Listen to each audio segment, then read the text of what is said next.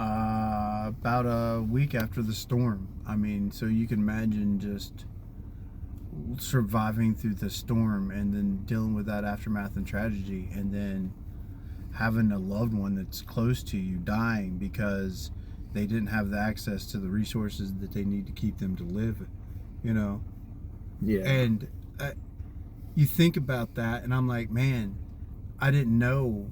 I would have brought him a generator. You know, you're like, but maybe by then it was already too late because he'd been, unable to take care of himself for so long. Yeah. You know, you start thinking about those things like, oh man, if I'd have done this, if I'd have done that, but you can't change it now. No. And yeah, there's a lot of heavy things to deal with on so many levels. Yeah. And I think that's one of the things that I think people miss from a distance. You know what I mean? Yeah. When you're 7 states away and you're seeing about it on the news, you're like, oh, that sucks. People don't have power. Some of their houses flooded. Like, no, it goes deeper. Like, if you lose power, look, if you're on dialysis or you're on, oxygen or whatever. Over on Red Road, the guy I know, Ray, older gentleman, Jack, Ray gave him his generator because he's got to take these nebulizers, like breathing treatments, right? Yeah. He's got to have them. Yeah. He's got to have power to run those. His oxygen is on tanks. He had like a stack of them, but he had to have the nebulizers. And I mean, the guy is just, like a fish out of water. So Ray takes him his generators. Keep it, Jack. I'll come down here and check on you, tomorrow morning. And I mean, there's a lot of people that depend upon that. There's stories I've heard of, parents that had premature children that they had brought home. They don't have the machines no more, the power to run what they needed at the home. Luckily, I didn't hear nothing bad about that, but it's just, we take having power for granted. Yeah. So easily. And so many people's lives literally are hanging on the fact that we have power to run machines that provide the medical assistance that they need to have something. Yeah. There's people that were in motorized, wheelchairs. That was like the one thing that they might have had. Couldn't recharge their batteries. No. So now they're immobilized. And truly immobilized. There's outside of your house, there's nowhere to get around anymore because everything's been washed out. Well, in the sand. I met a woman at Lookout. It's been about 3 nights ago. Older woman. She uses one of those walkers on wheels. She was like, I was not able to get out of my house because, you can't get anywhere in that sand. Yeah. Like Judy. It's soft, fine sand, and like too. Judy, she's an old woman. She has difficulty. Well, I watch her like hobbling in that stuff, man, and I'm like, she trucked all the way over here, though. Oh man, she will. She will. Yeah, if she wants to get a hold of somebody, she will. She'll truck right on down there. She cracks me up. Yeah, I like her. So you want to? Oh, have you been doing this? Oh yeah. Okay. I hit record on it. Okay, just doing the conversation. Okay. I figured it was easier than doing some of the. Hi, this is Joshua Hutchins. Joseph Hutchins. Joshua. One of those Bible names. That's fine. Yeah, Joseph Hutchins. Yeah. So how long was it after the storm you came up here? I showed up midnight on the 3rd of October. You said you were trying to get up here anyway, but then your mother called you and you were like... Sure. Well, we had, like I explained to you, we had actually dug ourselves out from the same storm. Yeah. My wife did not have power or cell service for 2 days. When we did, I started getting some reports, and people were like, I heard Swannanoa, Boone, and all these areas get hit really hard. In my mind, I'm imagining, say, 2004. Yeah. I'm like, I bet they really did. I'm like, oh, I'm sure they did. I'm trying to get a hold of Mom. Can't get a hold of Mom. Trying to look up stuff online. There's nothing coming out of the area. It was total blackout. Yeah, and until Weirdest thing Starlink I've ever came in, seen. they didn't have any way to communicate. Weirdest thing I've ever seen. Just total blackout. Nothing coming out of the area. So I'm like, well, I need to get some stuff together. I'm going to go check on Mom. If it's a long weekend, hey, cool. I'll turn around, come back, Mom's fine, But then I started seeing the images. And that really was shocking and gave me an urgency to try to get up there. And then it was the next day when I was like, I really need to get up there. The guy across the street had a working phone, and Mom was able to get a phone call out. After I got off the phone with Mom, I slept like 3 hours, and I was up here that next night, you know, loaded up everything I could toss on my truck and trailer, and you know. Yeah. So cause after fixing the trailer. Yeah, I had a lot of hurdles to get out of Florida because the trailer wasn't even like nowhere near ready to go. Yeah. And I done like 2 days worth of work in 6 hours or something like that. You know, like I said, I was out there at 4 o'clock in the morning. I built a box on the front of that trailer there just so I could stack up supplies. Yeah. And then I used my tractor to push everything up to the front and put my loader down on it, and you know, I sent it. Yeah. You know, just because when Mom called me at that time, everybody in this neighborhood, pretty much everything had either been damaged, eaten, or had spoiled. Yeah. As far as food wise goes, and like the meals were looking like green beans and like sweet potatoes, or you know, canned sweet potatoes. You know, like you're not starving to death, but you kind of feel like it. Yeah, it's that, and that's what they were down to. And we're talking about at that time there was 16 people, including children, on this street. So the food kind of went pretty quick. Yeah. And then of course when Red Cross came in here, this is something everybody complained about. They didn't bring nothing but some packs of MREs and 1 case of water for everybody on the neighborhood. Which is like, it will not allow you to die, but yeah. Nobody could leave. All the vehicles in this neighborhood at that time was disabled by water. Yeah. Like nobody was. Yeah, a nobody lot of was them leaving. are still. And at that time, it's not even like they could get to a grocery store because there was no grocery store open around here. Yeah. There was no grocery store at that time open for, you'd almost have to go about 40 minutes to get to one. And again, they didn't have cars. Yeah, that's a 40-minute drive. And the roads, most of the roads weren't passable, were they? Didn't you? You said you had to take some kind of convoluted route just to get here. Well, I came up 26. I was here. They had Ofort partially opened. It had slowly opened over a few days after I had gotten here. You could go down the mountain, but you couldn't come back up. Oh, okay. Yeah. Because of the landslide on the mountain. Yeah. And they had to get that clear. But yeah, it was, even if you had a working car, those first 4 days after the storm, yeah, a lot of the roads were impassable. This road right here wasn't really impassable for cars, you know, unless you had 4-wheel drive. Oh, wow. You wasn't coming in and out of here because of the amount of mud and debris that was still on the road that hadn't been cleared yet. It took days and days and days before debris were actually being fully cleared out. Yeah, that's what Chris Horvath was saying when the camp that all of their missionaries, a bunch of young missionaries do a thing called the World Race. It's like 11 countries in 11 months. Yeah. And they were getting ready to leave for Guatemala was where their starting point was. Yeah. And they were all up there when there was a mudslide up there, and it took out their dining hall. They were all in. Yeah. Like, they had just enough time to get out that some of the kids were jumping off the porch to get out of there. So when Chris Horvath went up to pick them up, there's a children's home there, and I guess he was getting a bunch of the kids from the children's home out too, it sounded like. I don't remember, but he had to go take all kinds of different routes to get almost there, and then the rest of the way I think was part of this road, the old 70 or whatever it is. Yeah. And yeah, he said it was all mud, and the police weren't going to let him through. Well, the National Guard had it blocked right down here past the stone quarry. There's that one little bridge. Yeah, okay. The National Guard had that closed down and they wouldn't allow nobody to cross the bridge. Yeah, they were only Either letting way. like fire and EMS through or whatever. Yeah, nobody else could. And you couldn't self-evacuate. Yeah, he managed to convince whoever it was that stopped him to let him go through. Yeah. So that he could go up and get all those people. He had to make like 4 trips to get them out. But. Yeah. So yeah, the National Guard had this one access point, and that was the only way into this whole area was from the Black Mountain side.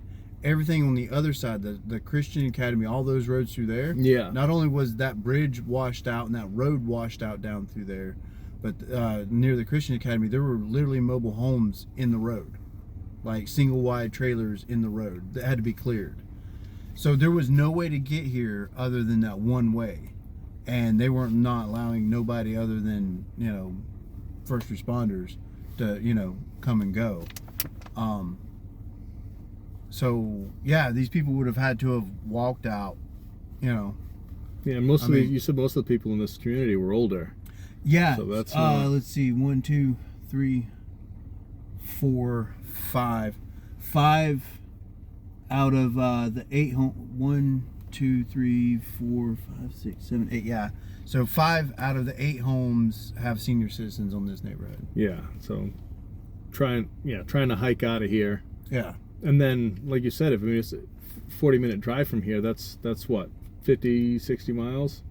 Yeah. And I mean, you're walking all day. Yeah, well, at that time, and people still did not realize on the scale, and even people here did not realize the scale and scope of the damage around them. Yeah. There was nowhere else for them to go to. Like if they tried to walk to Black Mountain, but Black Mountain had nothing to offer them. Yeah, once there. you get out of here, it just gets worse. Yeah, there was nowhere else for them to go, even if they could walk out. I mean, there was nothing. Another unfortunate thing during the storm is the grocery stores, which is why the National Guard was like kind of shutting things down, but the grocery stores got looted during the storm, which is the wildest thing in the world to imagine. But I could imagine it after the storm when people are like, everything's shut down, we're going to run out of food. No, this is while it was flooding during the storm. But while it's, that to me seems like people taking advantage. But and I mean unless they were doing it preemptively, knowing ahead of time. No, the Family Dollar right up the hill, it got completely wiped out from looters. Yeah, I can't find a way to justify that, especially before a storm. But there was like a semi found down in the river. It had full of bottled waters. The survivors kind of started self-distributing it. The police officer from Black Mountain had showed up and told them, "You're still in." And I mean, this trailer literally got washed down into the river. Yeah, and it's in the river, and you can't drink any of the water around here. Yeah, yeah. So that kind of got worked through. I think that that officer had a little bit of humble pie somewhere along the line. Yeah, reevaluation. It's one of those things. It's probably just a knee-jerk reaction, like, oh, you can't do that. Yeah. But then your brain engages, and you're like, well, what are they supposed to do? Well, so here's the thing. A lot of people still have the perfect world thinking going on. Yeah. The way things were before, problem solving and everything else. Yeah. But it being in this situation, not really realizing we are in a completely unique situation we've never been in or experienced ever before. Yeah. No one here has. So the simple things like, oh yeah, these people are taking bottled water. Yeah, under normal circumstances, that would have been considered maybe theft. But here is a resource that people need, that has been washed off of a property from a company that has insurance that's going to write it off anyway. Yeah. You know, and so the concern at that time is, you know, let the people have the water. Yeah. You know, they're not stealing VCRs. Yeah, it's going to be, yeah, right. They're not going in there and like smashing and grabbing a jewelry store or something like that. There is a semi that's down in the river that the people found that's full of cases of water. They just started self-distributing them, you know. And apparently there was some church group that actually organized a line that was handing them, they were, you know, just kind of passing them up the hill. Yeah. And that's when the officer had showed up to, you know, tell them that they were stealing or whatever. But, and apparently there was a little bit of back and forth, but they never stopped until the trailer was emptied. Yeah. They just kept going. It's like, what are you going to do? Arrest everybody there? Like, for what, taking water during a national disaster? So let me get this straight. You're going to arrest me, so I get a warm bed, I get a hot meal, I get, you know. Even the county jail didn't have that to offer at that time, you know. So. Oh yeah, didn't they? The women's prison, I think they're all still on lockdown. They were locked down. There was a temporary evacuation, but once they started getting things in order right over here, Yeah. once they started getting things in order, they kept them on lockdown because that whole section of fence down through there got wiped They out. just fixed that a couple of days ago. There was still a big hole the first day that I started up here. Yeah. That was the blowout from the third. There was 3 surges through here. There was the first initial flooding. There was the surge from when the auxiliary gates at the reservoir had opened up. Yeah. And by the water department's own admission, it was at 18 feet above full pool, which is at the top of its primary overflow spillway. Yeah. So it was 18 feet above full pool before the auxiliary opened up. And when the auxiliary opened up, it unleashed a tremendous amount of water. So if they had been like burping it and allowing small amounts, there would have been some flooding in some of the low points. Well, this but isn't a nothing new like what they've seen situation. here. We've actually been down this road before. The days leading up were substantial amounts of rain were already falling long before the hurricane even hit. Yeah. They should have seen that forecast and gone ahead and just opened up the dam and allowed the water to flow.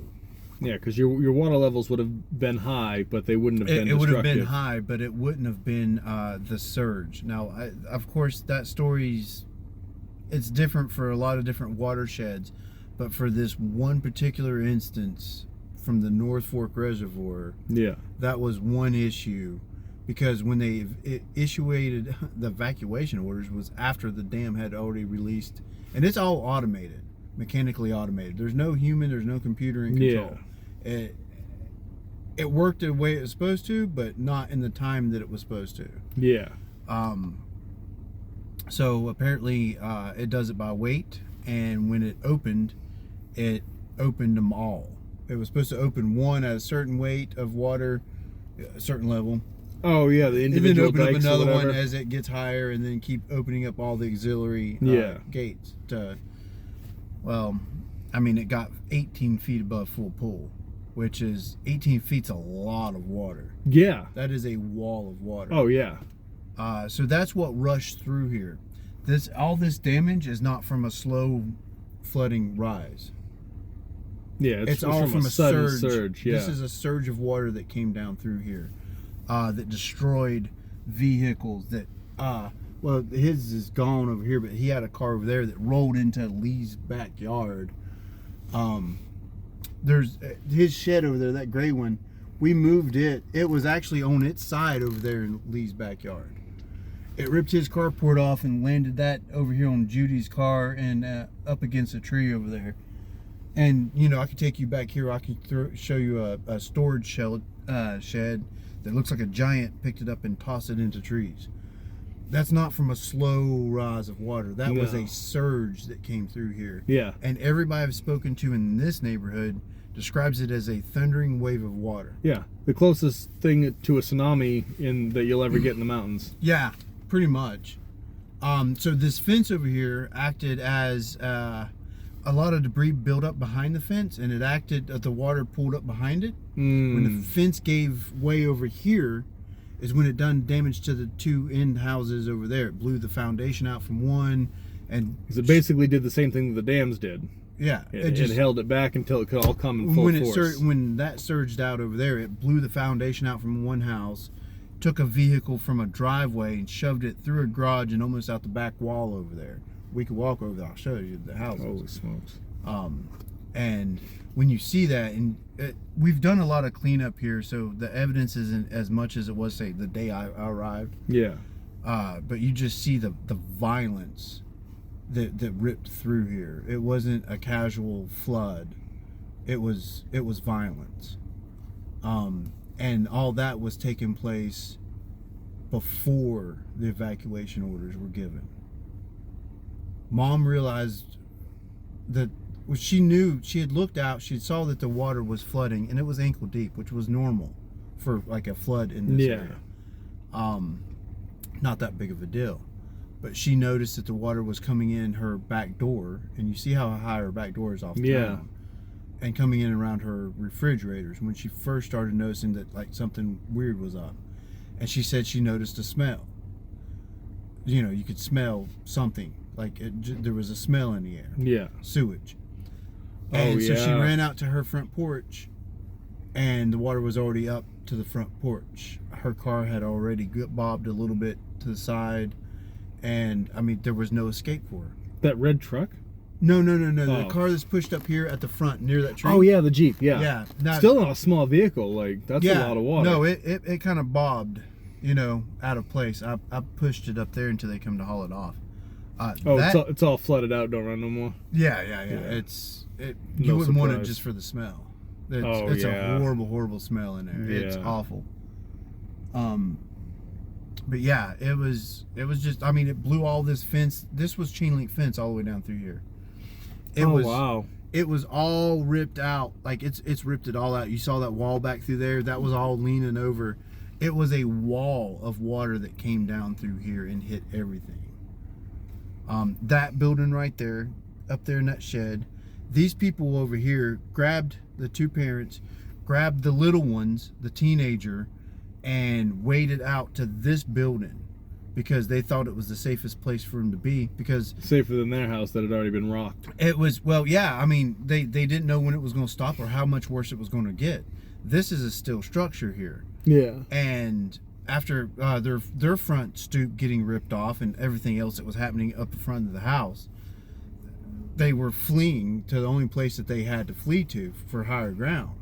And they stayed there for 8 hours, no food, no power, no water. Yeah. 3 kids, 2 adults in a 9x9 loft up Yeah. there. That's crazy.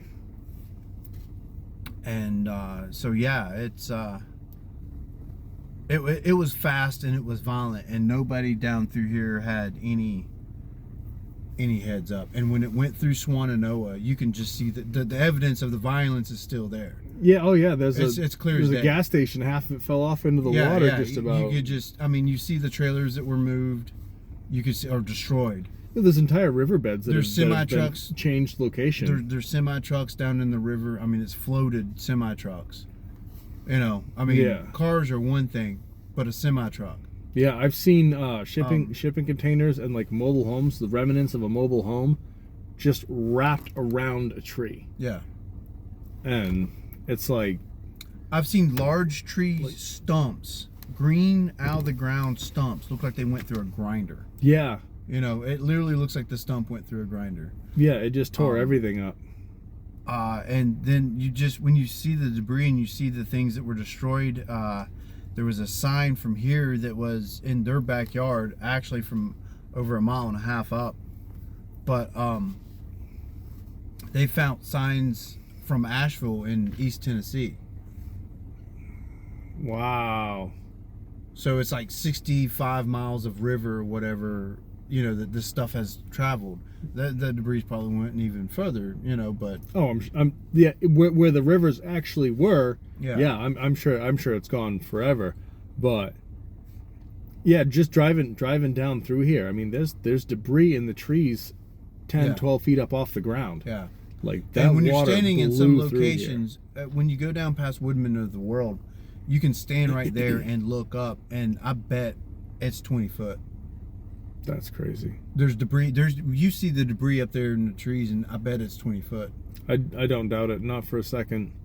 And I mean, you can just imagine that much water just ripping through a town like that.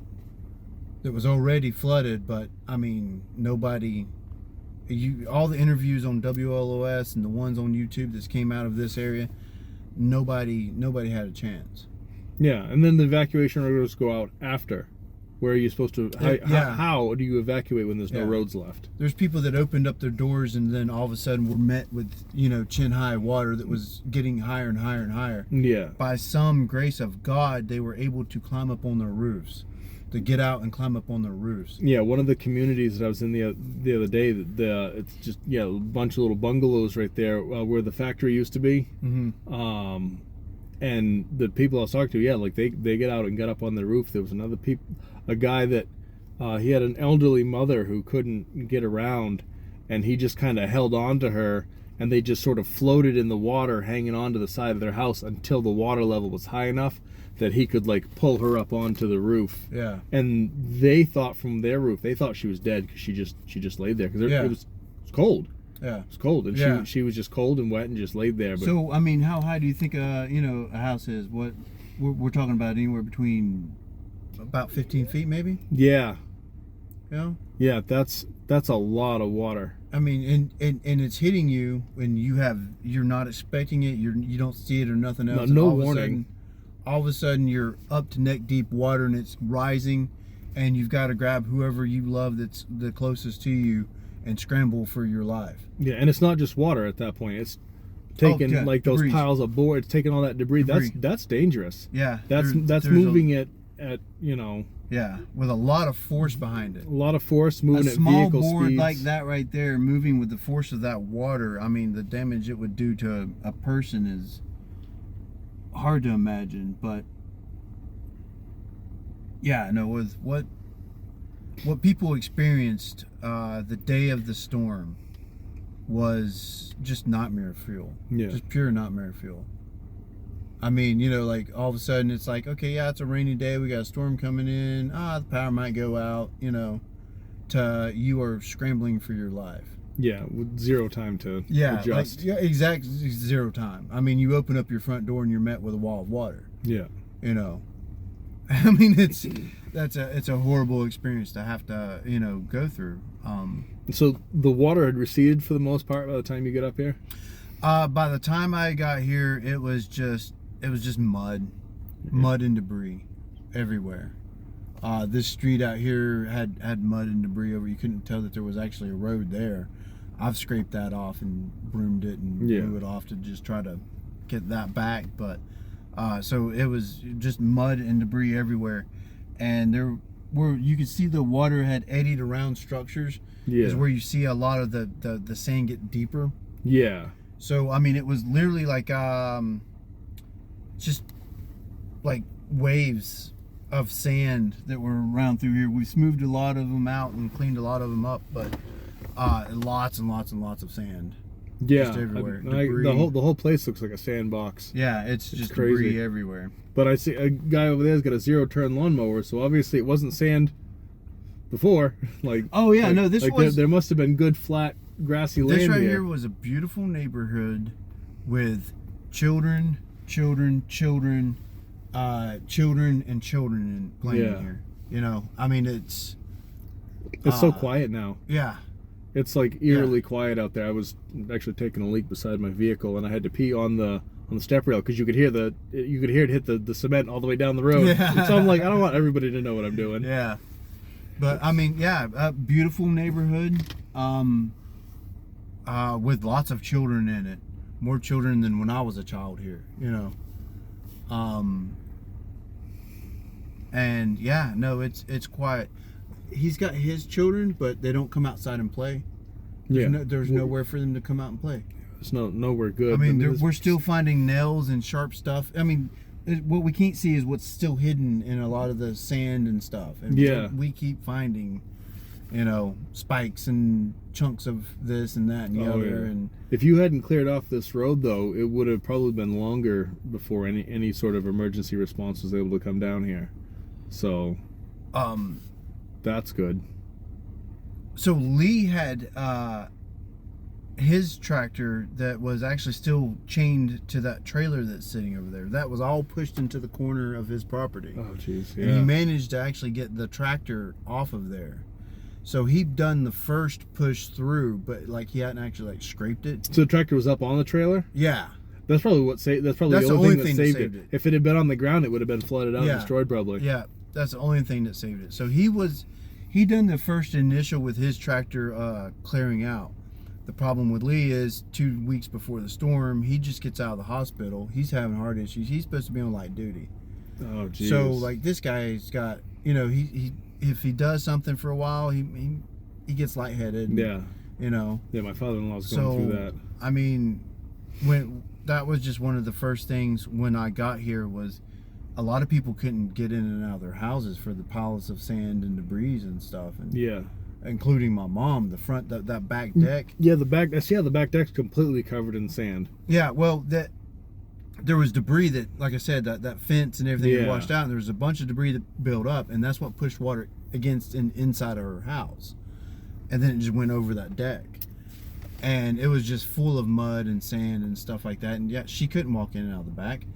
Right here, those piles that are in the front yard, Yeah. that was what was in front of her house. Oh, I geez. removed that much material from in front of her house. She couldn't get up and off of these steps because of the mud that was in and around all those steps, like where it just settled. It was just mud. Like she couldn't That's step wild. off in there, and it was just, you know, like mud. Like, you know, Yeah, she couldn't and, walk. and you really can't walk through this kind of mud, especially if you have any instability issues. It's like quicksand. It's exhausting walking through mud. Yeah. If you imagine, you know, walking through snow, on how exhausting that can be. It's Yeah. a very similar experience where a day working around, walking, carrying water buckets, carrying fuel, Yeah. doing something like that. Like when you do lay down and close your eyes, you're out. There's Yeah. no countdown or nothing. It's And if you got clock heart out. issues like him, like that could Yeah. kill you. Yeah. So that was one thing. Like when I was here, I just found myself in the position of, you know, that a lot of these people can't do things for themselves. Somebody needs to like help them on the basics. Like I said, just carrying toilet water and directing volunteers and Yeah. you know, all these things, while also trying to, you know, use my tractor and push debris out so people can get in and around. The first groups that were coming through here to do the guts and the muck outs and stuff, trying to just get debris. The guys couldn't get to the crawl space back here because of the stuff that had piled up on the back of their house. Yeah. I spent like half a day back there with a tractor just digging and moving mud and everything, you know. And I mean, this is 6 weeks in, and everywhere I look on this street, there's still months and months. It's going to be next summer before there's any normalcy really coming Yeah. back. The grass is going to have to grow, you know, like. Well, just and like not being able to haul off the trash right now because the dumps are closed because they've been overwhelmed Yeah. with rubbish. Yeah, and not having a way to haul it, even if you know there was a place to take it to. Yeah. Like I don't have a dump trailer, and there's no way I'm unhandloading all of this stuff, man. No. There's too much of it. Yeah, and And there's crews everywhere cleaning up, but the volume is. you couldn't get enough people down here to do that and still have room for everyone to move around. Yeah, no, it's just going to take time. There's just no easy way out of this. It's going to take time. For some people, months. For some people, maybe half a year. And for some people that lost everything, it's going to take years. And So years. You've been up here for how long? Since October 3rd. Since October 3rd, so that's almost a month now. Yeah. Over a month. It's over a month, yeah, We're because on the this 14th. is the 14th. That's a month and a half. Yeah. And your wife, she works, Yep. so she's got something to do to keep her from going completely crazy without you. But I'm sure that's hard. she's missing me. She's I missing bet. me. But she understands. I mean, Yeah, she understands that, you know, sometimes some people just have to be certain places because that's the place for them to be. And who I else? can't, Who else is gonna do it? being being a native son to the valley here, it's I can't imagine being anywhere else at this moment in time. Yeah, that's the thing. You grew up here. You knew what it looked like before this happened. I come yeah. down to what's already destroyed, Yeah. and so I've got no point of reference. Yeah, no, there's a bunch of pictures.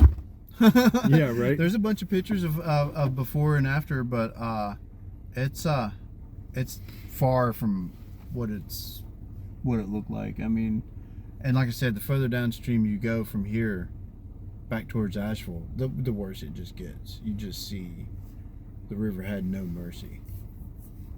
I mean, it's, you know, you just make a left when you pull out of there and just drive until you get to the Asheville Christian Yeah. Academy, and it's shot every half quarter mile is just like like.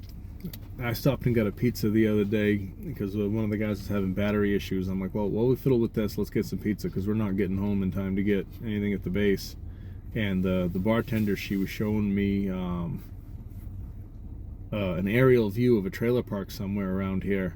And you see all the trailers all neat in a row, all the green grass, and then the after photo. Mm-hmm. And there's only 2 trailers left out of like Yeah. the dozen trailers that was there. The rest of them are gone. Yeah. And like a third of the trees are gone, and everything is brown from the sand. There's no, Yeah. and there's just little piles of rubble here. Those trailers are probably the ones that ended up in the middle of roads. Yeah. Maybe not this road, because I don't know where that trailer park was, but yeah, in the middle of roads and on other people's properties. And just ground up by the river. Honestly, the chances of all of those trailers being empty are probably slim to none when it happened, because by the sounds of the zero advanced warning. It's actually, Excuse me. I think it's also in part a miracle considering on how hard and how fast when the water did rise, when the hurricane hit, Yeah. that the death toll is actually not even higher than what it is. Yeah. When you look at the violence of, like, if you go through the River Arch district and you've seen what the river done through there was lots of people lived in that area. Yeah. You know, just like right here in Beacon Village, like there was a lot of people that lived there. They've never flooded before, Yeah. you know, and their homes are destroyed from the river. Yeah, how the speed, the violence of the water, it's really amazing actually that the death toll is not higher, and it's high. You know, of course, if you lose one person, it's one too many. Yeah, oh, absolutely. But I think for North Carolina at this moment in time, it's like around 100. And I'm wanting to say, like, Buncombe County had like 55 of those fatalities. Now, I'm not 100% on those numbers, but Buncombe County had the highest in Western North Carolina as far as fatalities. I say it sounds like, and I've heard a lot of stories of from before I get up here that, I mean, people finding, you know, half a dozen people all in one spot. Yeah. Maybe because they were all in the same spot when the water hit. Maybe they grouped up floating down and then couldn't anymore. I don't know. But sometimes anything floating down a water will all catch in one spot. So who knows how and why, but There's still a lot of there's a missing persons board that's the disturbing thing, because those people still haven't been accounted for yet, and we're 6 weeks on. yeah, I met a guy at the Wendy's the other night, just by chance. We stayed here talking to you forever, and we weren't going to make it back in time for chow, so we went to Wendy's, and we met a guy who's actually helping clean up the mud and stuff on the roads, and he said his sister's still missing. They found her husband, they found her kids, everybody but her. Yeah. And at this point, Yeah. if you're still missing, I mean, Well, here's the thing I've thought about, and it's a very grim thought. When you see what the water has done to automobiles and everything in its path, it's not unimaginable that some people or got not. ground up and buried and probably won't never be found. It's actually, I mean, yeah, It's just not. it's pretty likely if the houses Yeah. didn't survive in one piece, the vehicles didn't survive in Yeah. one piece, the human body is resilient but not. Yeah, I mean, it's not a hard stretch to say. Unfortunately, some people probably won't never be found again.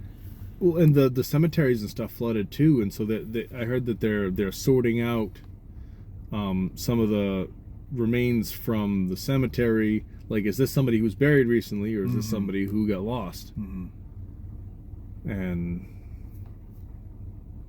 the whole encampment of homeless people, they got washed down the river. There's not going to be anybody to account for them. No, I've seen family members that were saying, you know, my son was homeless living in Asheville at the time of the storm or whatever, and I still haven't been able to get a hold of them. And when you like I said, when you see the missing persons at this point in time, Yeah. Unfortunately, I don't think everybody's going to be accounted for, and that's one of those things you think about, that it kind of makes it hard to laugh. Not only are you around so many people who are suffering, who are now picking up and cleaning up the pieces of what used to be their wonderful lives, their cozy homes, their comfy beds, you know. all that's gone, you know. And some people, they lost literally everything, including their life. And that's it makes it really difficult to with the holidays coming up. I think it's going to be hard for a lot of people to celebrate going through such tragedy, you know. It's going to be really hard for people to want to celebrate. I hope Thanksgiving actually has a lot more meaning for a lot of people, and I hope somebody brings a lot of turkeys, you know, for a lot of people. Because, I really do, because that would be, to me, just an absolute travesty if, you know, around the holidays everybody else who wasn't affected by this is just focused on their own cushy lives. And I think, you know, one of the most beautiful things though that has come out of this is how like in this particular community, how you guys all pulled together. And I've talked to people in other communities, like these guys all seem to know each other, but there's people in one of the other places, nobody knew each other's names until it happened. Yeah. Now they all know each other. Now they're all neighbors. I've heard a lot of people say that too. Like, I never spoke to lived there for 5 years, never spoke to my neighbor until the storm. And now, you know, now they all know each other, and there's a sense of community that's coming out of this. Yeah. And I think that's a wonderful thing. And so I'm hopeful that you guys won't be forgotten about during the holidays. I hope that a lot of people don't get forgotten about during the holidays. You know, that's my thought. And even though I plan on taking Mom to Tallahassee for Thanksgiving, it's still going to be in the back of my mind. Yeah. Like I said, I've wanted to, since I've been here, there's times I wish I could just clock out. Yeah. Walk away and just take a break, like take a day off, have a weekend or something like that. But I can't. The people here can't. Yeah. They don't have that option. And so when you're just dealing with that day in, day out, and then you have something on holidays, it's going to be hard for people to celebrate. Yeah. You know, and it's going to be guilt. I'm going to feel guilty, even though I'm doing a good thing for my mom to take her out and we can have family. We're going to be out of state and get her out of this situation for a while, get a break from it, and then come back. You still feel guilty because it's like, I wish I could bring a busload of people with me, you know. That's how that's how I feel going home. Like, my wife's looking forward to me going home. I'm looking forward to seeing my wife and kids. But it's like you said, nobody else, not people who live down here, can't do that. Yeah, they don't have that option. Yeah. And the talk is now, you know, some of us are going to come back down in the spring, but it's like, and that's what about in between? Yeah. No, winter, this winter, and especially after the holidays, when I think a lot of people are going to be a lot less giving once that kind of wears off, as it seems to be wearing off already. Yeah, after the holidays, when we get into the actual brutal winter here, not like what y'all guys experience. No, it's not a northeastern winter, but still, winter is winter. We still experience days below freezing and single digit temps here. With wind chills into the negatives, and that'll kill you. Yes, and we experience, especially after the first of the year, it takes a nice sharp cold turn. Yeah, and single digits, wind chills into the negatives, days below freezing. We experience them here, and these people get to experience it who are not outdoors people per se, but they are now in a tent. And you know. I get to experience it. There's I see a whole collection of tents down here. All the houses that were built along the river, now everybody's living in tents next to their house because the houses are destroyed. Yeah. It's just that world change to be in those shoes is really hard to imagine. You know what some people have to, what they got dealt with. If they can't sort out some sort of a housing facility, but it's so many people. Yeah, no, that is the thing. It's the volume is the scale. That's what a lot of people don't have a hard time, you know, getting their head around. is the size, scale, and scope of the people affected over such a wide area. I mean, we're talking about western North Carolina, eastern Tennessee, southwest portions of Virginia, upstate Georgia. You know, that have all been affected, with western North Carolina getting the most, you know, towns, I guess, the most communities affected, the most communities destroyed. I mean, Chimney Rock, we can just say that community literally got destroyed. Yeah. I mean, that town, the 80% of that town is in Lake Lure. You know, and that's not going to be recovered for years. It's going to take years for that to rebuild. And that's we're you know, Swannanoa has a population around 7,000-8,000 now.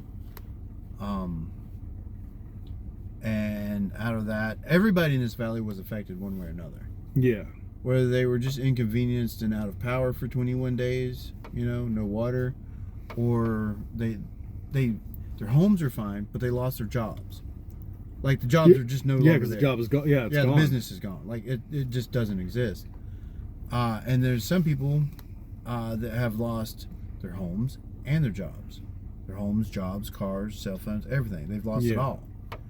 And so there's nobody that's not in this valley that's not affected one way or another. Yeah.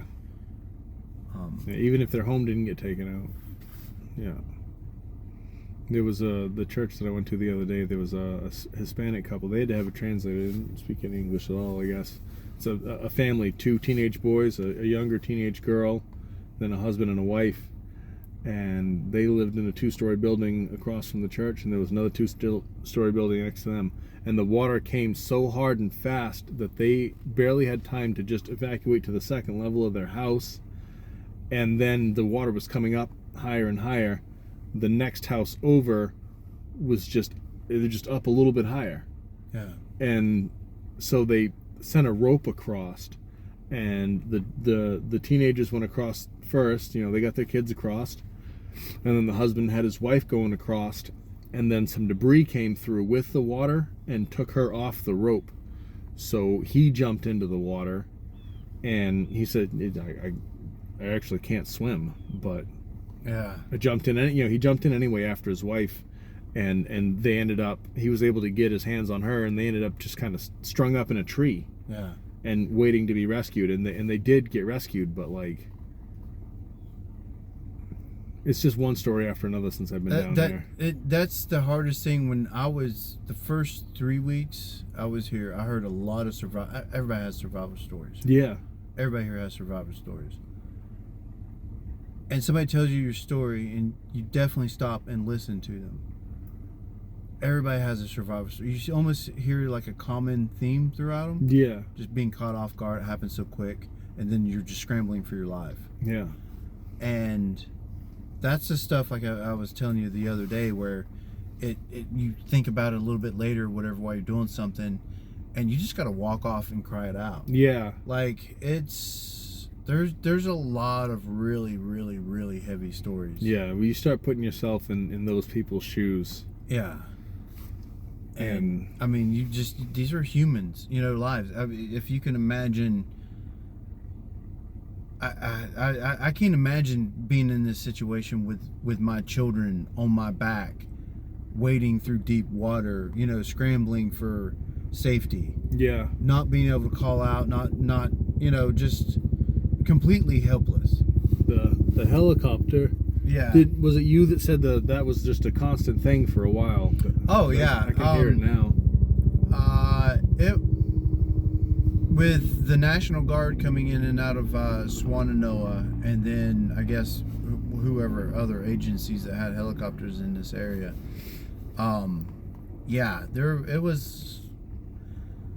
I mean, that's got to feel like apocalyptic when you see all the destruction and the helicopters everywhere. It was a very surreal experience, especially in those first few weeks, because it was apocalyptic. It was like being in one of these post-apocalyptic movies. Yeah. Where you're scrounging around, like no resource you have, nothing works, you know, and you're scrounging around through this wasteland trying to find something to work with, you know, Yeah. like looking for lumber, or, you know, just trying to find something to, you know, you could use, while these helicopters are going over, and you've got National Guard coming up and down the road, and I was wearing masks because of the dust that was blowing around at that time. Yeah.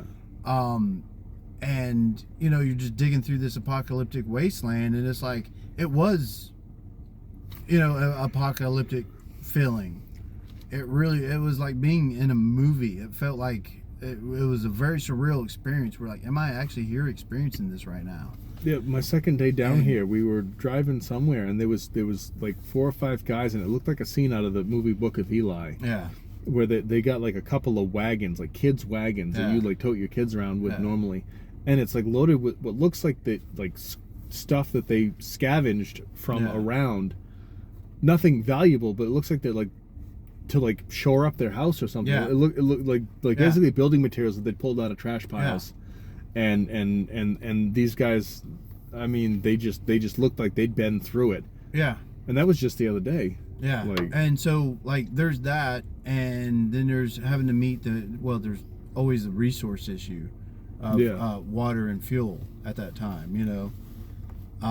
So there's always that going on, and then when the sun goes down and the valley is 100% dark, we were also dealing with, you know, people that were scavenging and looting and breaking into homes that they thought were empty, looking for whatever they can. But you're in there with your wife and kids or whatever, trying to survive, and somebody just kicked in your door because they think they're gonna. Yeah, and so like that was an actual thing going on, you know, even here. Yeah. And that's why Judy was really scared, you know, when I told her I got Mom out. Yeah. And that's why I stayed behind, because I was like, no, ma'am, I'm not going to leave you. I'll stay right here. She thought she was going to be alone here. Yeah. I gave her my cell number, checked on her in the afternoon before the sun went down, and I checked on her first thing in the morning. She comes across as tough, but she's smart enough to know. She's like an I old said, woman. I could see in her eyes the worry and the concern that she had of being left behind. And I told her, I was like, nah. And I told my wife, I was like, I had an option to go with Mom, and I could have had a power in the shower just like she did, and no, I can't. I couldn't have left, you know, 2 other senior citizens down here by themselves. It just. This guy in the end, I guess all his HVAC pipes are saturated with water. Yeah. And they gave him some ungodly price for replacing them, and I'm like, I've been under Judy's house, and his house is the same layout. Like, they can't be. Yeah. There can't be a lot going on under there. Yeah. But. No, I know it's. And the thing is, like, he's in a position like he can't fix something himself. You know. I see him carrying a bucket a minute ago, and like. Yeah. Struggling. Yeah. I'm wanting to say he's 80 or maybe a little older. Yeah. I think Walter is 80 or a little bit older. But yeah, I mean, you're not gonna crawl around in that house. That was killing me. Yeah. I'm 35. That was. But I mean, and that's the thing. So, like, if I went home now, you know, that's one less resource that these people are kind of accustomed to. Because I tell everybody, hey, if you need a hand, you need something, holler at me. Give them my cell phone numbers, and you know, you need something, call me. Yeah. You know, let me know. I'll do. You know, I'll stop what I do, and I will. I'll stop what I do, and I'll go down there and I'll help. And, you know, it's. And having you here also for, again, someone like Judy, if she probably wouldn't have talked to me if I'd just come through here on my own. Right. And so having you, somebody that she knows and trusts, to sort of be that liaison and introduce me, you know, now she's receptive to some sort of help. Yeah. You know, and without you having been here, I mean, she might have turned away. If people even stopped by to see her. She stays in her house and she won't answer the door. And I was directing a lot of volunteers to her. She got overlooked so much until I got here. To point people, don't over like last night. She missed out on chili. Yeah. I told him, me and Lee, told him, hey, she's down there. There's her, and then there's Walter. Go check on them. But I mean, she's right there, but she's so easy to just get overlooked. Yeah. Because she doesn't come out. She don't answer her door. She keeps her windows closed. Yeah. So here's this old I woman. see that blind flick open. She sees it's me and she closes it again. But I mean, and this is just one senior citizen on one street. Yeah, That's people easy like to her overlook. everywhere. Very easy to overlook. If somebody wasn't there, say there is a person in that house. Please go check on them. Yeah. Ask them if they would like some chili or whatever that they're giving out. Well, especially at this point now, you drive by and you look. If you look and you'll see all the signs on the houses that say that, most of the houses that you can see have been evacuated. Mm-hmm. But if they haven't all been evacuated, if there's somebody tucked in the back like them, Yeah. because it's you, then he's got a FEMA trailer, and so they see that, they say, okay, he's taken care of.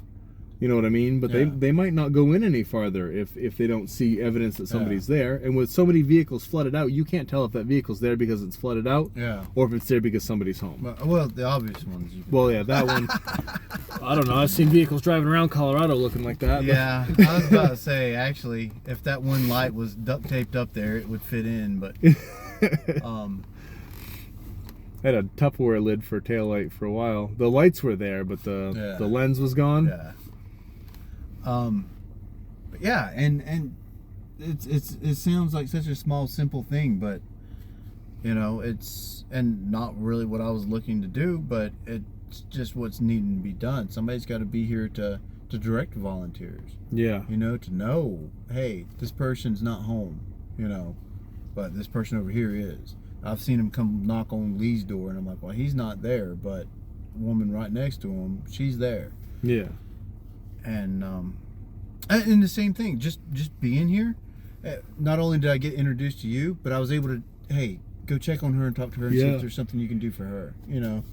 Like just that, directing resources to her. Yeah, and I'm glad every you did. neighborhood needs somebody that that knows the people in that neighborhood to direct the resources. Hey, this person down here needs looked after.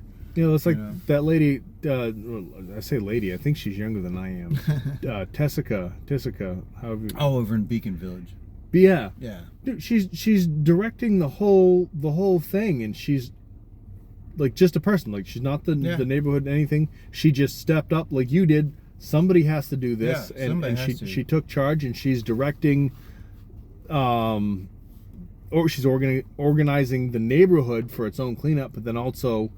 All these different companies, because one of the issues we're running into that I'm hearing from a lot of people is like, okay, so you've got Samaritan's Purse down here, you've got World Vision down here, you've got Operation Blessing, you've got Adventures and Missions, you've got all these different organizations, and because you don't want that like federal government level of bureaucracy, because then nothing will get done. Yeah. But there's so little organization and communication between those organizations. Yeah, like you said, like your mother's house got overgutted. Yeah. Like, that's not the worst thing, but it's going to cost you more in the long run if some organization doesn't come through and pick up that bill. Yeah. Then that falls on you guys. You know what I mean? And that Judy was saying that same thing happened to whoever this is directly across from her. They're not there, David. But she said David's house got gutted completely, and that wasn't. She didn't seem to think it was necessary. And when you get in there and you're the one gutting, that may change. But it sounds like some of the people just went hog wild because. His subfloor still needs to be pulled out of his house. Oh, so they're still gutting to be done. Yeah, the subfloor still needs to be pulled. Just like how you see right here. All that needs to get pulled out of his house. Oh wow. Yeah. His house got emptied out, and they did do some gutting, but other than that, it's just sat there untouched. Yeah, that's with gutting. I mean, any monkey with a hammer and a pry bar can do it. Yeah. And so literally anyone who comes down here can be part of the remaining gutting. And even if they anybody don't have can buy any skills. a Ryobi power kit really cheap anywhere, and then go create more damage than what they're doing to help. Yeah. So the I've seen some. Right. Hopefully enough skilled labor comes down here. Yeah. And that's volunteer. Not the people who came down, not the storm chasers who came down and tried to get money off of it. Yeah. It'd be one thing if a hurricane blew through and everybody needed new roofs or whatever. Sure. But entire houses being destroyed, entire lives Yeah. being destroyed, people. That's not the time for that. Yeah. Um, Yeah, we've actually had to. I've had to watch my mom because there was some slick guys in there from that disaster relief response or whatever. Yeah. It was a company out of Illinois. They had a tablet in front of her trying to read some agreement to attach to, and I was like, "Y'all guys bringing me a printed copy so I can sit down and look through Yeah. this later?" And they're trying to get her to sign right now. It's like, "Oh well, we'll work with your insurance. It won't cost you a thing. We know how to work with insurance companies. We'll work with your insurance company." yeah. But mom's got her denial letter today. Insurance did not cover anything. She got Anything. goose eggs because her roof is tarped, so the adjuster couldn't see the damage below the tarp. So pull up the tarp. The adjuster barely had a ladder to get on the roof, so couldn't tell. Didn't witness any wind damage to any of the shingles. Didn't witness no wind damage to the house. I can take you to the front of the house to show you the siding that's been blown off. Yeah, I hooked a piece back up, Matt, Right. and that. And that wasn't water. Yeah, no, water didn't do that. She didn't document or take any pictures before any of the demo. So there's no way to Assess the damage that was. assess any damage. So yeah, she got goose eggs Yeah, there's from the insurance company. there's a lot of people. She's There's a been lot of paying people that insurance did. on that place since 1989. Never Yeah. filed a claim. Well, look at the people who were in the flood zone. Yeah, So you can't get flood Yeah. insurance in a flood zone. yeah, So their house is washed away. They got nothing. yeah. They got nothing. And that story is just repeated from so many people. Yeah. I've overheard that story in one form or another, pretty much over and over and over and over again. It's like telling somebody you won't give them car insurance because they have a car. Yeah. Well, a lot of people are like, don't feel too bad for them because they got insurance, they'll be rebuilding. But it's like, yeah, but insurance ain't gonna do nothing for them. Insurance is going to do, especially in a situation like this, where everybody got hit. If insurance is paid out the way that they should, Yeah. they'd go under. Yeah. They're not going to.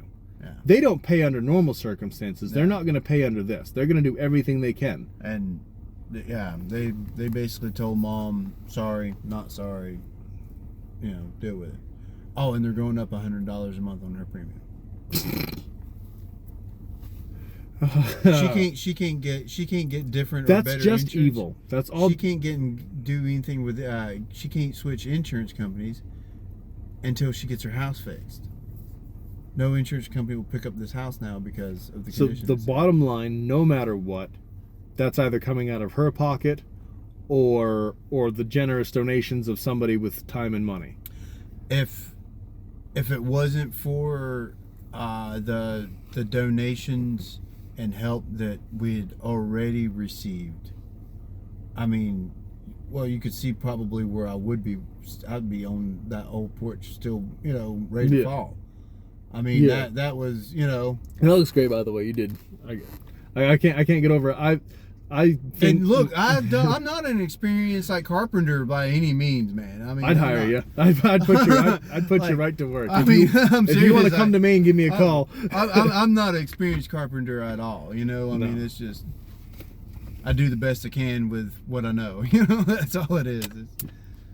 Yeah, I could tell when we showed up the other day and we were talking to her and then you came over, it was pretty obvious that, like, my first thought was like, people have been through here and been trying to take advantage, because you didn't seem to really want us even around at first. Well, and I don't blame you. it's just and it's nothing nothing personal at all. Oh, I get it. You got to look out for your mom. Well, first off, there's that, but also there's been so many organizations that have come through. I've put and signed mom up for everything that's come through to just try to get. And so, are we just signing paperwork for nothing to happen? Yeah, I know. I'm like, yeah, go ahead, take your pictures, take your measurements. Let's fill out the information. Yeah. But when y'all guys showed right back up that next day, like ready to do that back there, I was like, okay, cool.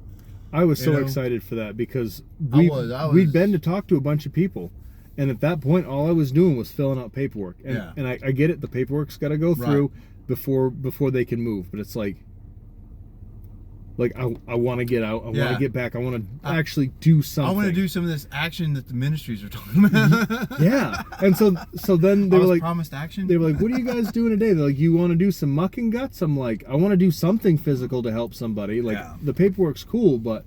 And they're like, all right. And so he was going to send me with a team of like 10 other people. And I'm like, why? And then Chris Horvath was like, yeah, why? Don't do that. Send him somewhere else. Yeah. Make use of these guys. And so he's like, what about the people you talked to yesterday? I'm like, yeah, that'd be cool. Hey, so yeah, they and gave that us the is- green light. We got out here. That is just with you helping Mom on the back entrance back there, and then helping Judy.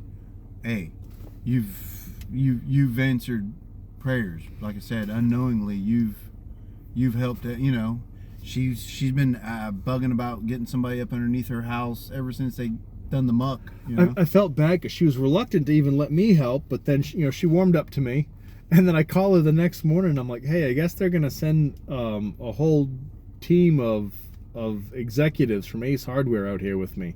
They had me leaving. Did you see the group of people pull up out there?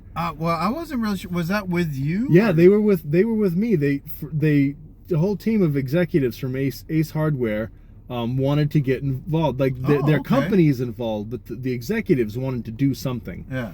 And they only had a few hours Yeah. because they're trying to go to a couple of different places. Yeah. And so they all grouped up and came out here, and we tried to bang it out as fast as we could, but I wasn't prepared to have a whole team Right. as prepared as I should have been. Yeah. I didn't bring anything for mold remediation just in case. Yeah. And so then I had to run out and get that. My truck wouldn't haul the trailer to get the insulation, so somebody else had to do that. So we kind of had to. We didn't get as much done with all the hands that we had as we could have Yeah. if I had been organized better. But I mean, those guys didn't have to come out of their office or anything. But Sure. I'm like, is she gonna let them? And she just kind of like looked at me. And like she didn't say it, but like the look in her eyes was like, all right, but they're your problem. Keep them out of my hair. Yeah. And I had to tell them all beforehand, like, you can't take pictures. You can't. She doesn't want any of that. Yeah. And they were like, and they're not out here for like a PR thing, Yeah. but you kind of have to be able to do both of those things when you're in that position, Sure.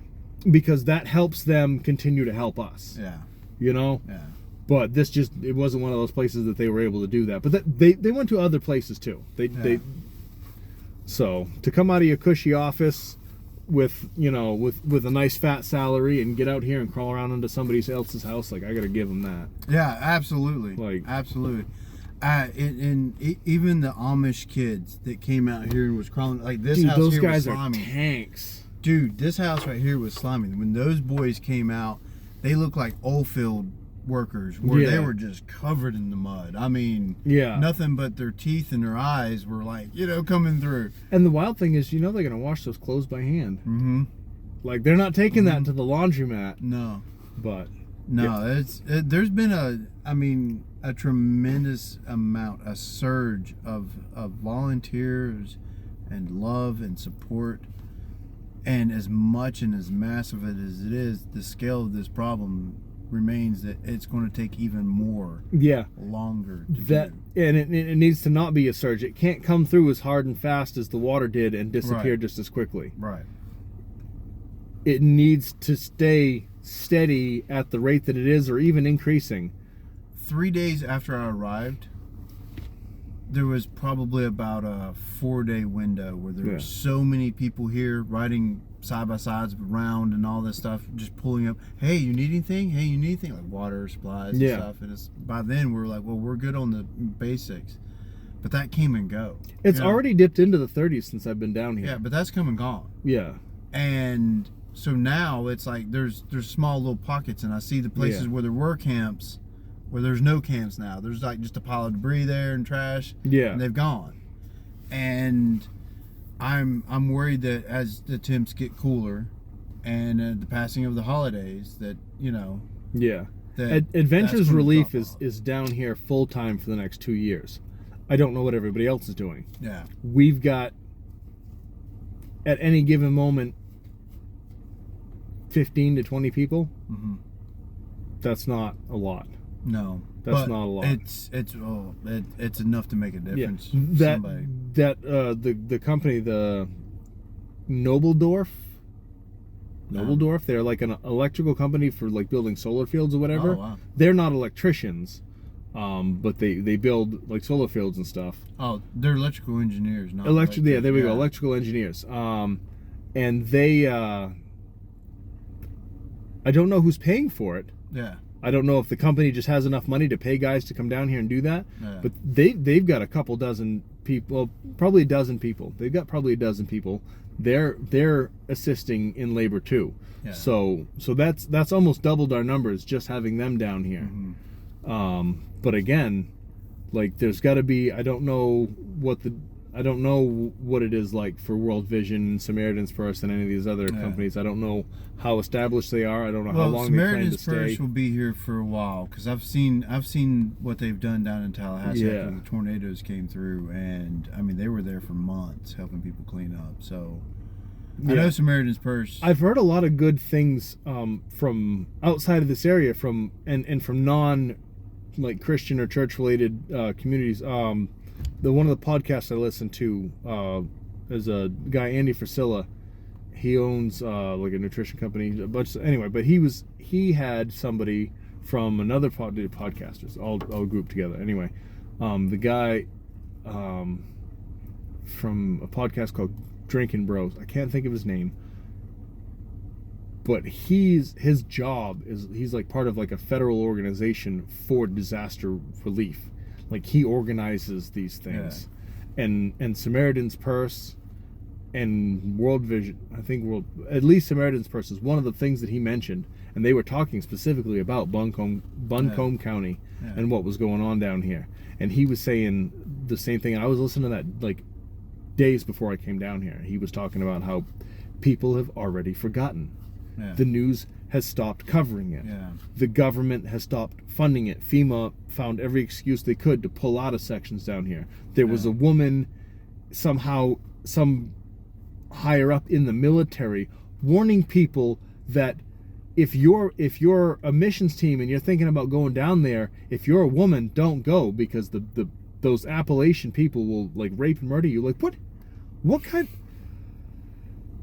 That was the stuff that was making me like violently angry. And so when my church was like, yeah, we're gonna do a missions team down there, I'm like, yeah, like get me in on this, because I was trying to figure out a way to get down here anyway. But it's a hard thing to do when you're gonna have to pay for your own gas, pay for your own meals, pay for your own lodging. You know, so when those missions teams were like, yeah, no, we'll pay for all of that. All you have to do is just be available. Mm-hmm. And I was able to drive my rusty old truck down here. So that was. Yeah. I love this truck. Hey man, it's a nice truck. Dude, I drove it to Virginia and back. I've driven it down here. Now I'm driving it back to Maine. Like that's. Yeah. These models, well, you got 5.3 in there. Yeah. Yeah. These no, that 5.3 is a very solid platform.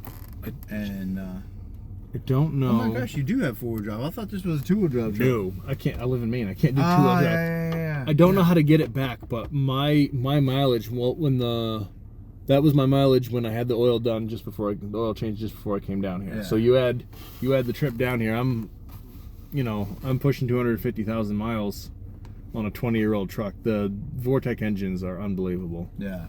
Yeah. Now we need to go back to the good steel that doesn't rot, but maybe some tariffs will fix that. Well, you could get one of those aluminum trucks. I don't know how I feel about the aluminum trucks. Yeah, I've not seen anything impressive from them. Yeah. I've seen a lot of premature failures. Is Yeah. what I've seen. Yeah, I saw some somebody taking that whistling diesel guy. He was he was jacking up the back end of the trucks and he was shaking them, and they would just give. Yeah. A couple of good bounces and it would give. And it's like, yes, this is a ridiculous amount of abuse, but watch what happens. And he'd take some old rust bucket that was 20 years older than that truck and shake the living crap out of it. And yeah, like the body will rattle loose because the truck is rotted out, but the frame doesn't give. Yeah. So. Yeah, there was, and the guy, that whistling diesel is, hilarious and obnoxious at the same time to watch. That's the only video I've ever seen of him. I but hear about watched him a a lot. video. I've watched a couple that just makes you sad. You're like, oh, you ruined a perfectly good truck, dude. But his the comparing of the F-150 to the Tesla, Yeah. where he done the bumper drop, and Yeah, the bumper that- came that- right off the Yeah, Tesla. that It was just that was snapped another off. video. Okay, so I've seen a couple of videos. That was him that did Yeah, that. Okay. Yeah. See, I don't know him well he enough dropped to. he dropped that F-150 so many doggone times it bent the frame, but it was like at least it didn't Yeah. break, shear off. Yeah. Like the bumper on the Tesla just sheared right off. Like you're Yeah. supposed to be towing with that. No. And the thing is, it's like, yeah, that's abusive, but you can imagine any vehicle, say 5, 10, 15 years worth of use and abuse, that whatever gets fatigued, you hook up to a 3,500 pound trailer, something light. You go down the road and you hit that one bump, and that's that one bump too many. Yeah. I've seen it happen. Somebody hook up with their resetch, and the resetch will just give out. Yeah. Well, you live in the land of metal rot. Yeah. Well, So- the salt and calcium and stuff that they throw on the I've roads. seen new vehicles with pretty extensive rust there, man. So down here, this is the condition of this truck is about average for this year truck. Mm-hmm. North Carolina, Virginia, they're all still in pretty good shape if people have been taking care of them. In Maine, this truck is a friggin' gem. There are a handful of people who are mad at me because I got this truck when they were trying to buy it. Yeah. Just because, I'm married his granddaughter, so Yeah. I get special privileges. Because most of these trucks, first of all, they didn't make the Cat Eye Chevys very long, but most of these trucks are rotted right out completely. Yeah. Just all around, all the That's- fenders, all That's the something rocker I noticed panels. when we were up there. Like, you don't see early 2000s vehicles or any older vehicle, really. Not in good shape. They're all Yeah. there's duct tape on them, spray Yeah. foam on them. Yeah. They're 4 different colors. Like, Yeah, we drove a van for a farm up there in New Hampshire, and the back doors, like when you would load it and then you would pull up to try to open up the doors, and then the doors wouldn't line up because the Yeah. back was so rotted out. Like, so you'd have to like back the van up to a certain spot to get it to like to line up so you could open and shut the doors. the frame is flexed. Yeah, Yeah. that's bad. Yeah, it was bad, but Yeah. it was just a beater. It was like, we use it to haul pig food, Yeah. and it was just like an old church van with the seats removed, but the back end of it was just gone. Yeah. I mean, it that's- was just gone. That's so bad. It was bad. A lot of that's probably body mounts and fixable, but you got to pull the whole thing apart. But like these people, like if you get a brand new truck with this flood, if you get a brand new truck that you still had full coverage insurance because you're making payments on it, got washed away, you're probably covered. Yeah. Your insurance company probably take care of that. That 30-year-old Honda Odyssey or whatever that is, Yeah. like they're SOL. Yeah. The guy on the end, I haven't seen that F-150 move. Did that get ruined or he just doesn't drive No, much? he drives it like once a day. Oh, okay. He just doesn't travel much. Yeah, he goes out early in the morning, he does something, and he comes back every day. And Yeah. it's usually parked right there in the same spot, and that's where it parks. At least that didn't get ruined. But Yeah. this guy's been tearing apart that diesel. His diesel must have got flooded. Yeah. Yeah. He fired it up earlier though. Yeah. So He had water in there. He tried cranking it. Apparently, he had water in one of the cylinders, so he cracked the head on it. oh. So he had to do. He's been working for about 2 weeks. He goes over there because he's still supposed to be on light duty. Yeah. So he works at it like a little bit. Was taking it apart. And Yeah. then, getting the head and everything back on there. And I don't know, I heard him fire it up, and I was like, yeah, like, that's kind of rooting for him. Yeah. Like, Lee's going to get it. Like, he's going to get his truck running again. And when I heard it fire up, I was like, cool. Yeah. He brought that one back. He saved that one because it's worth saving. It's a nice truck. Yeah. Oh yeah. I was a little bit jealous of it. And that's a what, early 2000s, maybe late 90s? 97, I think. you said. 97, yeah. It's 97 or 98, whichever one. The 24 valve was the first year of. Okay, yeah. Whichever one that is, because that's a 24 valve. Yeah, so it's Yeah. Yeah. That motor alone is worth rebuilding. People go Yeah. nuts over those. They swap them into everything. I told him, I was like, you might need a new wiring harness on this one, but Yeah. you know, you might have a few electrical gremlins out of it, but the truck itself is solid and Yeah. good shape. It's, you know, for what it is, it's in good shape. He'll have all the electrical gremlins of a new Chevy. But I mean, you know, 1 ton, That is a good 4-wheel looking truck. drive, 5.9 Cummins. Yeah, man, that's a nice truck, dude. Yeah. It's a Yeah, nice truck. I wouldn't turn my nose up at it, that's for sure. I know. I would be trying to say it's just like Judy's that Blazer she's got back there, man. That's Yeah. a sweet rig, dude. Those Trailblazers are cool. They had an SS Trailblazer. I don't know. It- The full size square body Blazers. Oh, that's Judy's out back. Yeah. The K5. Yeah. I thought you were talking about the Trailblazer in the front yard. No. I was talking about the big Blazer in the back. Yeah. Full size Blazer. That's a sweet rig, dude. She was driving that around? No, Oh. it's just one of the vehicles that she had. Really? Yeah. That is nice. I mean, I see stuff hanging off that must have got like washed out to where it is. There was a building on it, actually. Really? There was a metal building on it. There's one in town that's all stove up, but that one looks like it's. Yeah. They, No, I they know. don't look It's that good in Maine. It somebody could go through that bumper to bumper and make a really sweet rig out of it pretty easy. I was telling the kid that was helping me the other day, I'm like, geez, I'd like to, if I had like a car trailer down here with me and like money in the bank, I'd find out who owned it and offer him some money for it. But Yeah.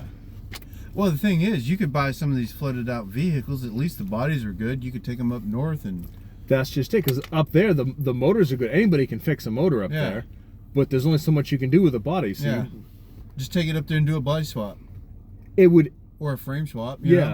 know, and just- All these people with the flooded vehicles, once they get their insurance, the ones that get insurance checks, it would be in their best interest probably to try to don't send their vehicle to the scrapyard down here. Yeah. Because they'll probably get more for it if they put it online. Let people know it's flooded, because Yeah, there's a lot of yeah. people who sell flood vehicle Yeah. and won't tell you. Let people know it's flooded, and they'll still get decent money for it because nothing down here is rusted. People in Yeah. the Northeast, Massachusetts, Maine, Yeah. if they got money, they would if be you smart. could find some shops up north where you're like, hey, what kind of vehicles are you looking for? Primarily, it's gonna be like trucks, vans. I can imagine. Yeah, yeah, Subarus. anything like that. Yeah, yeah, I know. But- It's like, it's like, okay, it's flooded, so the body's good, and all we gotta do is put a VIN from an old vehicle into it. And Somebody would probably give her like 5 or 6, if nothing else. Like if the drivetrain in that was no good, just on the body alone, somebody probably give her 5 or 6 grand for that. oh, yeah, it's worth that sitting there right now. Absolutely, it is. I mean, I've seen vehicles like that running sell for 15, and I'm like, Yeah. I wouldn't pay that. It'd have to be a little bit prettier, but if it's prettier, they want 20. Yeah, So yeah. See, if it's too pretty, then I just don't want to. Like, I'm like, I want something I don't mind. exactly, because I won't use it for. Yeah. I'll drive it around. I get too dirty to have something pretty. You know what I'm saying? Yeah, I get, look at my truck. Yeah. I mean, you look at my pants, that's how my vehicles look after a few years, like- torn up and dinged and I backed into a tree in Virginia on the way down here. If this was a brand new truck like Mike's, Yeah. well, actually his is a 2016, but it's still in really good shape. Yeah. If I would have had like a little mini meltdown. Yeah, you Of course, I would have felt mad stupid yourself. about it when I Yeah. come down here and see people missing houses. But Yeah. But anyway, well, thank you for your Hey, man. time. I Absolutely, appreciate it. bro. I appreciate you doing this whole thing, which is probably uncomfortable for you. It's uncomfortable for me, but I want to. Like I just said, sat here and bullshit for a minute. I don't want anybody to be able to forget about you guys, and I don't want the flow of volunteers. And that's my biggest thing. I don't want people to forget. If there is one major thing I that you don't could want say people to forget. to all the people who are going to potentially see this, what would you? Pray for us. Pray for these people. First off and foremost. Keep us in prayer. But prayer alone is not how God works. Yeah, It's going to take action. we're His hands and feet. It says that. And so as much as you pray, offer some help. I know not everybody can travel down here and help build and repair and stuff like that. Some people can do other things. I mean, there's so many needs at so many different levels for people to just come and help, whether it's processing supplies and helping make donations and help making the food runs out to people and delivering, to just that, and it comes down to the financial support. Yeah. You know? Because your organization doesn't run off of prayer alone. Yeah, if 200 people donate $20 or $30, like that goes a long way. It does. And the people with more means, the people who can donate larger sums of money, like I guess the guys from with the beards. The Amish? No, the Duck Hunter guys. Oh yeah. Duck Dynasty, the Duck Dynasty guys. They donated a lot of the money that we're working off of. Our organization came from Duck Dynasty. Oh wow. And that internet guy, Mr. Beast, I guess there's a lot of controversy circling him right now. He had some weirdo working with him that was like grooming kids, and he's sort of being dragged into that whole mess. I don't know anything about him. Yeah, I don't follow influencers. I've heard the name, but I don't. But his big thing, he just throws money at everything. But I guess he's donating quite a bit of money to this. So regardless of who he is and what he's doing, he's donating money into this. And so the money's coming in, as long as it doesn't get misused, and the labor continues to come, and the people who, everybody needs to be praying, but the people who can't they don't have money to donate, they can't come down, like you said, they can get involved helping process things in their own area. Yeah. And if everybody just keeps praying, God will move, but we have to move with him. Yeah. Well, I mean, God's work comes through our action. Like I was telling you the other day, I didn't think about coming up here as, like God didn't send me a text or a message say, "Hey, dude, get up there." Yeah. You just go. You naturally do that because that's how he works through us. You didn't get a text message from God saying, "Dude, you got to get to North Carolina." No. You owe me one. Yeah. That's not how that works. I do owe him. I don't owe him a lot. But the thing is, you do it because, that's the thing to do. It has to be done. And that's how God works through every single one of us. We don't think about what we're doing as God's work, but it is, in one way or another. Yeah. There's a lot of people hashtagging thoughts and prayers though for you guys, so that'll look. And absolutely, please keep us in the thoughts, and please keep us in your prayers. But at the end of the day, action is necessary. Yeah, some gloves and a dust mask is also welcome too. Yeah, and that's just it. There's enough people. Well, there'll never be enough people, but there are people already in the community who know what needs to be done and have a clue what's going on.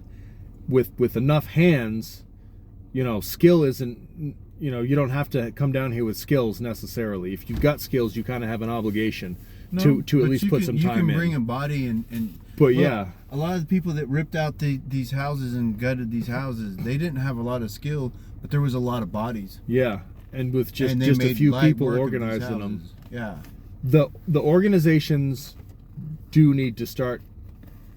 And they're only just getting down here, so I'm sure that the communication between organizations will get better, but it has to. Yeah, the communication has to get better. That way you don't get 17 people signing you up for stuff that you don't ever receive. Right.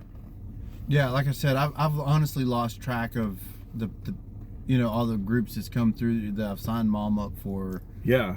And maybe a handful of them I've actually had any response or heard back from. Yeah, I've got this.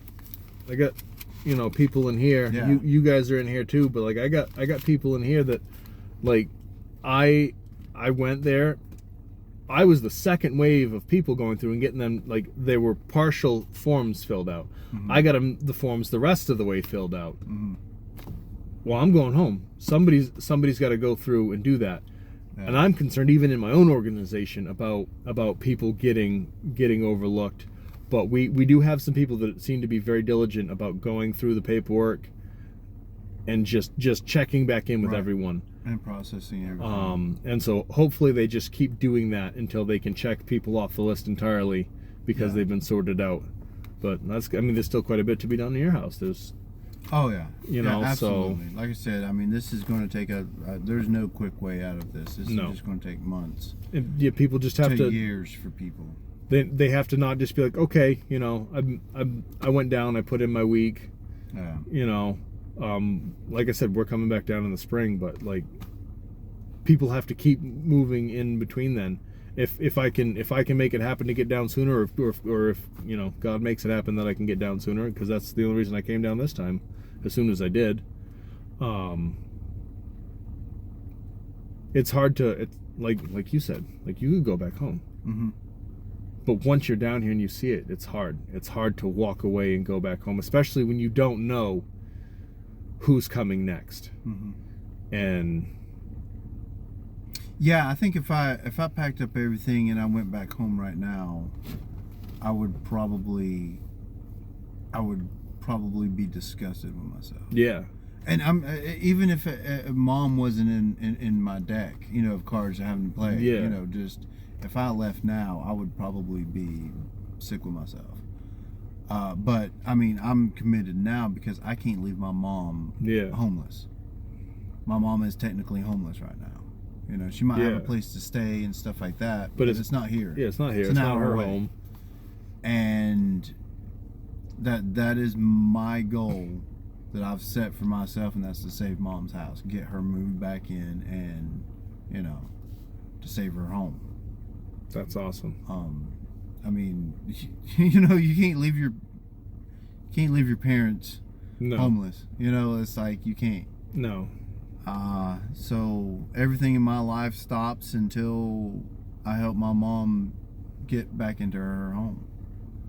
So that's my main goal. And when I'm not doing that, I'm helping somebody else around, or doing other things, and it's it keeps the days short. Let me tell you, they Yeah. fly by. I bet they do. They fly Yeah, by. yeah. And I sleep really good at night. I do, like, Yeah. and I'm not kidding you. Like by 7, 8 o'clock, I'm out. There you have it. If you're having trouble sleeping, come down to North Carolina. That won't be an issue anymore. Mhm. I haven't had. I slept across the front seat of this the first night I was down here because everybody was snoring in the bunkhouse, and I slept just fine. Yeah. And especially after working on Judy's, like the first few nights when all I'm doing is paperwork, like I stayed up pretty late so that I was tired enough to fall asleep. Yeah. After doing the backside of your house, and especially after crawling around under Judy's house, like I slept fine. Yeah. Yeah. That's the thing. Like you come down here from sun up to sundown. By the time the sun goes down, even though it's going down as early as it is, you're like, I'm going to eat, and I'm going to like call it, because Yeah. I just crawl into up underneath my sleeping bag, and I go to sleep, and then I wake up at like 5:30 in the morning. Oh yeah, you're sleeping. So where are you sleeping out here? In the house in a sleeping bag or out? In the back room right over here. Okay. In the room. I'm staying in the. I was sleeping on the couch, but that was horrible for my back. Yeah, I bet. So I cleaned off a bed. It's like I'm stretching out on the bed. Yeah. So. Yeah. Your regular cat pickup don't have a lot of room. I mean, you can sleep in the bed, but that's. Yeah. Well, if it didn't have a fifth wheel hitch in the back. Oh. It's Yeah. horrible. Yeah, it's horrible. Yeah, no, you ain't Yeah. sleeping on that. It's horrible to just like haul stuff in there, like, because it's just always in the way. And I don't have any fifth wheel anything. It just came with the truck. Oh, really? Oh, so Yeah. it's one of the ones that's fixed to the frame. Yeah, then? yeah. Yeah. It's bolted to the frame, cut a hole into the floor, and they Yeah. just done that deal. And Oh yeah, it ain't. it's not gonna- like one of those flip up ones or nothing No. nice. Now the guy who had it before me cheaped out on that, I guess. Yeah, And- it's just there. yeah. Okay, yeah. So that is a say because that's not a gooseneck. Nope. No, it had a pinto hook on it. That's one of the things I had to swap out when I was trying to get that trailer ready to come down.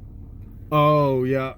Yeah, so like that trailer was on a trade and had been sitting in the corner of the property for well over a year and a half. I'll get around to it one day, kind of thing. Yeah. Wiring, lights, needs new deck boards on it, all that little stuff, Oh, right? another hidden blessing. It's road ready now. You didn't have a choice. Yeah, hey man, I was like, ready or not, we're taking it on the road. So I had to do the hitch, wiring, and wheel bearings. How helpful is that tinfoil? Hey, well, so After my second stop to Tractor Supply, I was not able to find the right size dust cap. Okay, yeah. So I have a smaller dust cap on there, and so what it is, it's doubled up tinfoil. Oh, it really over is that. tinfoil? And then and then I put the wheel on over that to keep the tinfoil and to keep the dust cap on. Oh. And so that's what got me up here without blowing all the grease out. It's still held together too. Yeah. That's It's worked. yeah. Like literally, dude. I was like, sure, send it. You know, like this has got to work, right? One way or another. Yeah, just making it happen. Like the demolished wheelbarrow you dug out of the pile earlier. Yeah. Just getting it done. Just make it happen. Yeah, And that's how it was time, the first limited few weeks, resources. man. Like honestly, like there is no time for long debates or nothing else. You just find what you can and try to make something Yeah. happen. Like, just make something happen. Yeah. And so you see what I was working with, man. Up until you just gifted me that Yeah. wheelbarrow, dude. It's Yeah, they had a bunch of, so like I said, I couldn't find the stack of them, the stack of the metal ones like that. yeah, But there was like a stack of these plastic like gardening ones. yeah. I'm like, I'll grab one of these, but then I got looking at it, I'm like, you can't mix cement in this. You're talking about like it's like a cart. Yeah. Yeah. And so that one had a bunch of stuff in it. It had like projectors and stuff. I'm like, this probably shouldn't even be outside. But I don't know whose it is. Yeah. So I moved it all out of that. So somebody's probably gonna ask me later, like, hey, did you take my wheelbarrow? I'm like, yeah, I did. But it went to a good cause. Yeah. Guy's taking care of his whole neighborhood, so he can have the $80 wheelbarrow. Yeah. You know, you guys are handing out $1,000 gift cards. You can lose an $80 wheelbarrow. Yeah. But yeah, so I put everything in the cheap plastic one because it didn't need it. Yeah, it's a cart. Yeah. And threw that in the back of the truck. I forgot the shovel, but whatever. Whatever. I got shovels. Dude, they got like pallets of shovels. It's like hundreds of shovels. Wow. And I'm like, dude, a guy came through earlier. Some other missions kind of thing. Yeah. Is you guys need anything? I'm like, I don't live here. I actually work for a missions team. I'm like, what do you do? He's like, we got, brand new steel chainsaws and stuff. I'm like, I mean, I'd like to have one, but Well, see, I ran across the exact same thing. I had a guy come in here. He had 3 strapped down on the top of a bunch of stuff on the back of his truck. Yeah. I saw it. $800 saw. Oh, I yeah. mean, easy. $800 saw, right? Easy, if not more. And he's like, hey, could you use a chainsaw? I got these chainsaws I'm giving out. And I'm like, no, I've got one, a smaller 16-inch. Yeah. I was like, I got one. I was like, I'm good. Thinking to myself, somebody else is going to need that saw more than me. It's like a couple days later, I'm sitting thinking, I was like, man, God just offered me an $800, $900 chainsaw, right? and I didn't take it. That you would have undoubtedly put to good use down here. Sure. I can't take the chainsaw because I'm going home. There's no good conscience in that. But Well, no, but the thing is, I'm like, I could have like looked out with this thing chainsaw, but yeah, I'm like, no, take it to the because next person. that's your initial response for a decent person Yeah. is somebody needs it more than me. Yeah. And Until somebody needs it so badly they can't say no. And the same thing actually happened. A guy pulled in here. He had a trailer and it had 55-gallon drums, and he said they were full of diesel fuel. Yeah. And he's like, oh, you need some diesel fuel? And at that time, like, I had diesel fuel like in jugs and everything else. Yeah. I'm like, I'm good. And I was Because telling Lee, your tractor's diesel, right? yeah. And I was telling Lee, I was like, I should have taken, but at that time I didn't need it. Yeah. And I'm like, somebody else is going to need it more than me. I mean, there were skid steers, running around. I was like, What does there's- your mother heat with? She's got a furnace, right? So she has an HVAC system that got destroyed in the storm. Oh, the actual yes. unit itself got destroyed. And then she's got propane in there. She's got one of those wall-mounted Okay, propane yeah. stoves. Hopefully we'll get that taken care of next Okay. week. So she's not an oil burner because we burn oil at my house. You can run the diesel fuel, Yeah. the off-road diesel. They try to tell you not to, but it's like It's the It's the same same thing. thing. It's the same thing. It's Calm only down. pink. yeah. Yeah, no.